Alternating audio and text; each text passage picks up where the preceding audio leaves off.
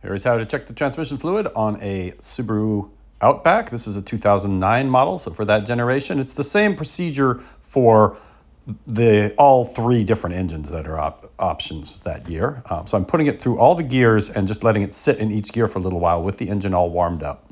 And that way it sucks the fluid down to a testable level. Then you put it back in park with the engine running, pop the hood, and then open up the hood. There's a little safety lever in there that you need to pull over to the left to get it to unlatch, and then hold it up with the stick.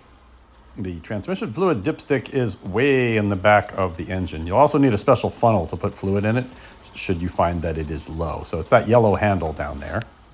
So you reach down in there, pop it loose, and there's nothing that's really going to burn you if you stick your hand in there, so you don't really need to be afraid of that. And then you wipe it off, put it back in to get a clean reading, stick it down in there, all the way down. There's a rubber gasket on it that needs to snap down. So when you put it back in, definitely push down on it. And then we get it out and take a look at the level. 4 holes here, though. So those two are low hot and high hot. So if the engine's warmed up, you want it to be to the hole on the right. And if you're running a cold engine, the two on the left, the 2 holes, you want it to be up to the top one on the left. And if it's all good, then you just put the stick back in and you're done.